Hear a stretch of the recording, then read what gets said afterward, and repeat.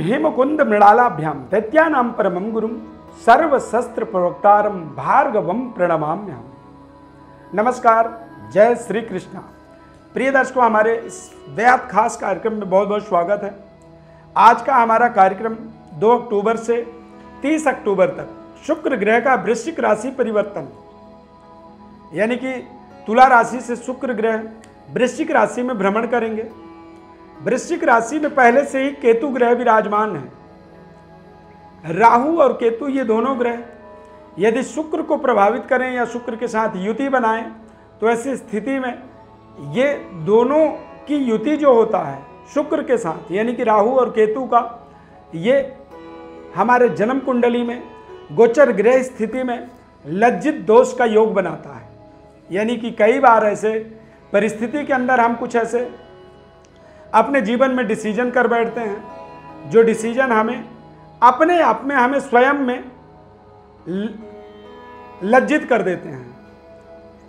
तो यहाँ पर शुक्र और केतु की युति का भी प्रभाव को समझना जरूरी है। सभी 12 राशियों पर समझेंगे कि क्या क्या असर इसका रहने वाला है, किस जगह पर यह प्लेसमेंट होगा और इसके किस तरह से आपके जीवन में पूरे प्रभाव पड़ने वाले हैं। ये बेहद ज्ञानवर्धक कार्यक्रम है। चैनल को आप सब्सक्राइब जरूर करें, लाइक करें, ताकि ऐसे महत्वपूर्ण ग्रहों के परिवर्तनों का, ग्रहों के योगों का आपको समझ में आना चाहिए और आप स्टडी कर सकते हैं अपने जीवन के बारे में कि 2 अक्टूबर से लेकर के 30 अक्टूबर तक शुक्र और केतु वृश्चिक राशि में जब विराजमान थे तो किस तरह का आपको अपने जीवन में रिजल्ट मिला। यदि अच्छा रिजल्ट मिल रहा है, मतलब आप समझ सकते हैं कि वृश्चिक राशि में शुक्र का आगमन, केतु और शुक्र की युति, ये फिर नुकसानदायक नहीं है। और यदि यहाँ पर कोई दिक्कत आ रही है, कुछ परेशानी आ रही है, तो आप समझिए कि ये आपके लिए अच्छे परिणाम नहीं दे रहे हैं। अब यदि अच्छे परिणाम नहीं मिल रहे हैं, तमाम संघर्ष बढ़ती जा रही है, तो वहाँ पर आप कर क्या सकते हैं? यदि आपकी समस्याएं बढ़ती जा रही हैं तो आप क्या करेंगे, आप बताएं।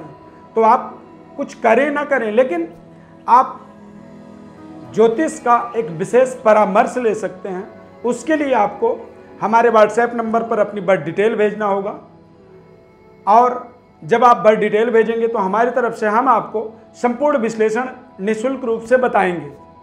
अब जब हम आपको विश्लेषण बताएंगे तो आपको अपने जन्म समय के अंदर जन्मकालिक ग्रहों की स्थिति को और गोचर ग्रह स्थिति को समझने का एक शानदार अवसर मिल जाएगा। हम देख रहे हैं पिछले कुछ समय से बहुत अच्छे तरीके से आप रिस्पॉन्स कर रहे हैं, बहुत अच्छे तरीके से हमारे कार्यक्रम को देख रहे हैं और बड़े बारीकी से देखते हैं।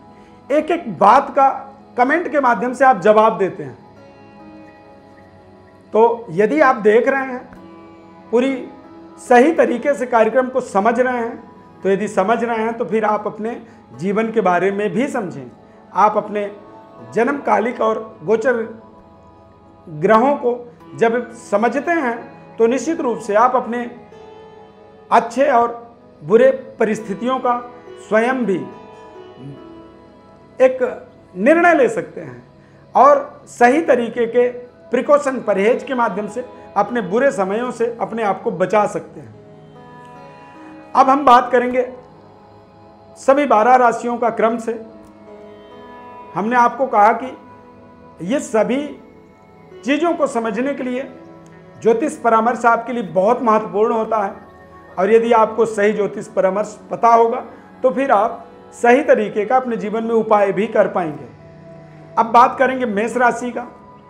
मेष राशि वाले जातकों के लिए शुक्र केतु की युति अष्टम भाव में बनने वाला है और अष्टम भाव में इन दोनों ग्रह की युति बनने का मतलब होता है कि द्वितीय और सप्तम के स्वामी हो जाते हैं। यानी कि पारिवारिक उलझनों से बचने का आपको प्रयास करना होगा और जो बेवजह जो रिश्ते जुड़ते हैं, कई बार वो रिश्ते हमारे लिए सरदर्द के कारण बन जाते हैं, कई बार कुछ प्रलोभन के कारण रिश्ते जुड़ते हैं और कई बार हम यूं ही रिश्तों को तवज्जो दे देते हैं, उन रिश्तों को जोड़ते चले जाते हैं जिनका कोई प्रयोजन नहीं होता है, कोई मतलब नहीं होता है, या फिर इसे आप कह सकते हैं कि एक्स्ट्रा मैरिटल अफेयर से आपको बचना जरूरी होगा।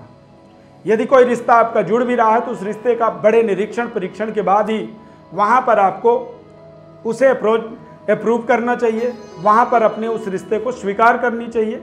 अन्यथा ये आपके सेहत स्वास्थ्य के लिए, आपके व्यापारिक व्यवस्था के लिए और आपके फाइनेंशियल स्थिति के लिए हानिकारक साबित हो सकता है। वृषभ राशि, वृषभ राशि वालों के लिए शुक्र और केतु की युति जो है ये थोड़े से आपको पारिवारिक उलझनों में फंसा सकता है। व्यापार के अंदर सोच समझ करके निर्णय लेना होगा और आप एक्स्ट्रा मैरिटल अफेयर से अपने आप को थोड़ा सा बचा के रखें। शुक्र केतु की युति जो होता है ये लज्जित दोष बनाता है और कुछ ऐसे कार्य आप कर सकते हैं जिससे आप अपने आप में लज्जित हो जाएं या समाज के नज़रों में आप थोड़े से नीचे आ जाएं। तो अपने पद प्रतिष्ठा गरिमा को बनाए रखने का आपको पूरे 2 अक्टूबर से लेकर 30 अक्टूबर तक विशेष महत्वपूर्ण ध्यान रखने की आवश्यकता है। मिथुन राशि, मिथुन राशि वाले जातकों के लिए शुक्र का आगमन छठे भाव पे होगा, केतु के साथ युति बनेगा और छठा भाव जो होता है रोग ऋण शत्रु कष्ट परेशानी विपत्ति। तो यहाँ पर आपको अपने शत्रु का और मित्र का सही निर्णय करना जरूरी होगा, बेहतर परफॉर्म करना जरूरी होगा और यदि अच्छे परफॉर्म करते चले जाते हैं तो आप फिर इन परिस्थितियों से अपने आप को बचा पाएंगे। बिना सोचे समझे जो है, जब तक आपको पूरी तरह से कोई प्रोजेक्ट समझ में ना आए तो उस प्रोजेक्ट के विषय में आपको प्रतिक्रिया इस समय में नहीं देनी चाहिए। अन्यथा आपके बॉस के साथ में आपके उच्च स्तरीय रिलेशनशिप में थोड़ी सी कमी आ सकती है और वो कमी आपके आत्मबल को डिफीट कर सकता है, कमजोर कर सकता है। कर्क राशि, कर्क राशि वाले जातकों के लिए पंचम भाव में शुक्र केतु की युति बन रहा है, यानी कि ऐसे समय में आपको अपने आप देखेंगे 2 अक्टूबर से 30 अक्टूबर के मध्य जिसे आप बहुत चाहते हैं, जिसे आप बहुत प्यार करते हैं, वही आपके सामने कुछ ऐसे रहस्यमयी परिस्थितियों का उजागर होगा। समझ में आएगा कि आप जो कर रहे थे वो बिल्कुल आप अपने जीवन में विपरीत कर रहे थे, यानी कि जो भरोसा कर रहे थे वो भरोसा के लायक नहीं था। अचानक आपको समझ में आएगा और आपके जो आंखों का अंधकार था वो दूर होगा और यदि इस तरह की स्थिति बनती है तो सही निर्णय आपको करना जरूरी होगा। सही तरीके के रिलेशनशिप पर भरोसा करना होगा और गलत रिलेशनों को अपने जीवन से दूर करना होगा। बच्चों के ऊपर विशेष ध्यान रखना होगा और बच्चों के बात पर पूरा भरोसा नहीं करना है। बच्चों के सही एक्टिविटी पर आप निगरानी रखेंगे तभी आप इस समय का एक सकारात्मक लाभ ले सकते हैं। सिंह राशि, सिंह राशि वाले जातकों के लिए चतुर्थ भाव में शुक्र केतु की युति बनने का मतलब है कि थोड़े से सेहत स्वास्थ्य का विशेष ध्यान रखें और बैंक बैलेंस विड्रॉ न करें। यदि बैंक में आपके अकाउंट में आपके धनराशि है उस धनराशि को आप निकालने की कोशिश न करें, क्योंकि कुछ ऐसे अनावश्यक खर्चे हो सकते हैं और इन्वेस्टमेंट के लिए बहुत सोच समझ करके करना होगा। भूमि भवन क्रय विक्रय से संबंधित कोई भी निर्णय सोच समझ करके करना होगा। इस समय अवधि में लिया गया निर्णय आपके लिए हानिकारक साबित हो सकता है। यहाँ पर कह सकते हैं कि ये दोनों ग्रह की युति, केतु शुक्र की युति, ये आपको फाइनेंशियली डिफीट कर सकता है। कन्या राशि, कन्या राशि वाले जातकों के लिए तृतीयस्थ केतु शुक्र की युति थोड़े से अपने भाई बहनों के साथ परिवार के अंदर रिलेशनों को बेहतर बनाए रखने का आपको प्रयास करना होगा।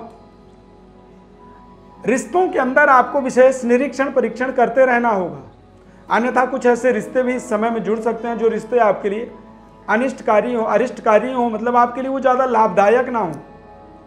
पारिवारिक सुखद वातावरण को बनाए रखने के लिए और इस समय अवधि में यदि कोई नौकरी के लिए, कोई काम के लिए, किसी तरह का कोई फाइनेंशियली लेन देन की बातचीत होती है तो वहाँ पर आपको सावधानी रखनी होगी। ऐसे समय में कह सकते हैं कि बेवजह जो है ना व्यक्ति घाटे में चला जाता है, नुकसान का सामना करने लगता है। तो यहाँ पर जो है थोड़ी सी सावधानी आपके लिए रखना महत्वपूर्ण होगा।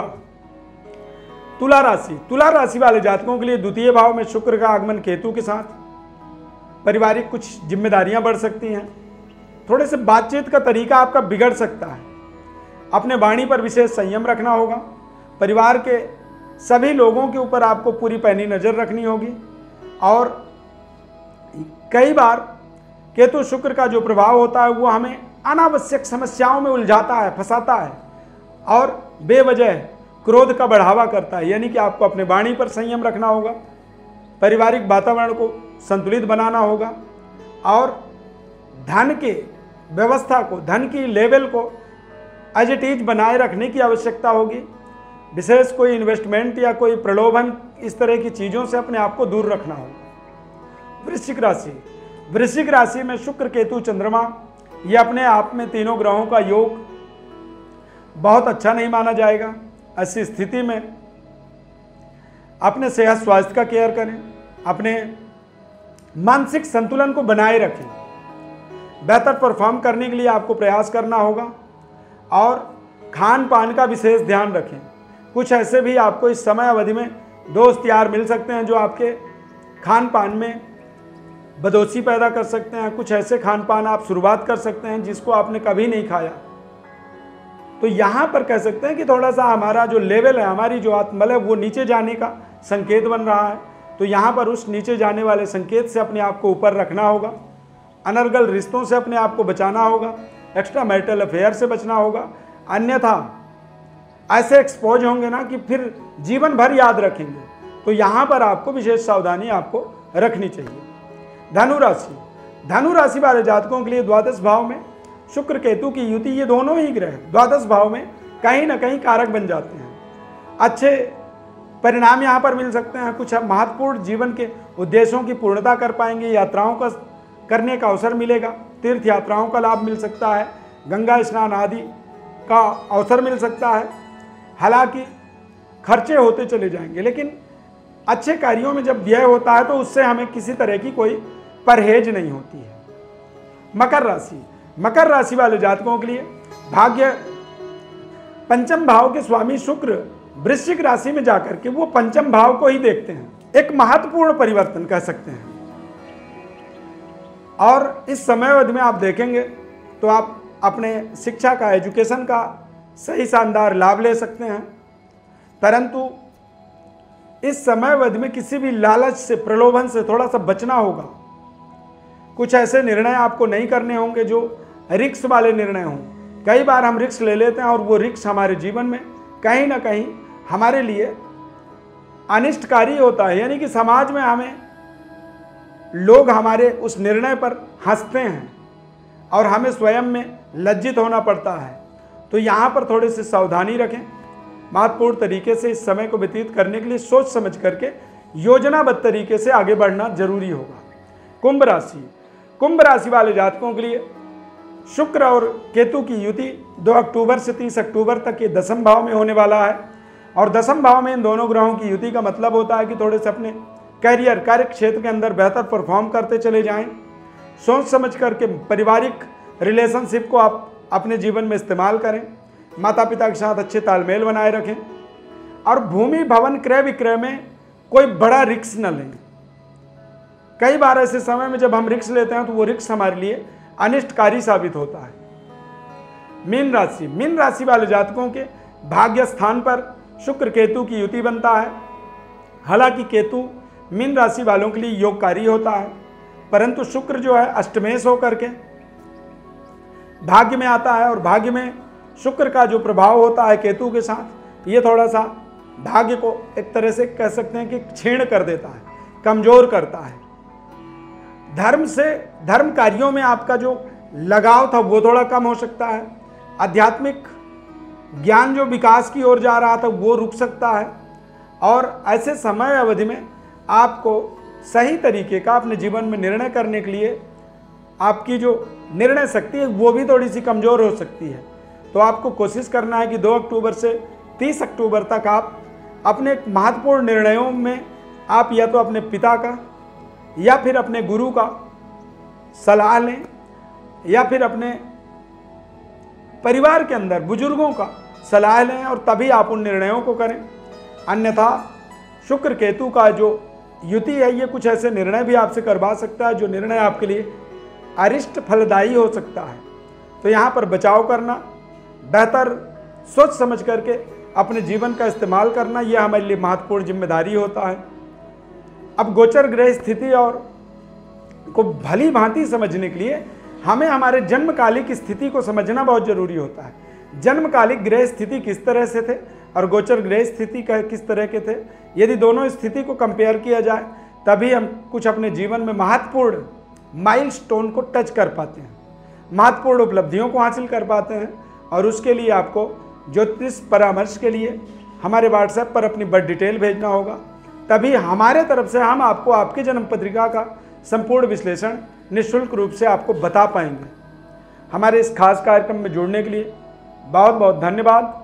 हमारे चैनल को आप सब्सक्राइब करें, लाइक करें, बेल के बटन को क्लिक करें, निरंतर हमारे साथ जुड़े रहें। माता रानी की अपार कृपा आपके जीवन में बनी रहे। इस कार्यक्रम में बस इतना ही। बहुत बहुत धन्यवाद। जय श्री कृष्ण।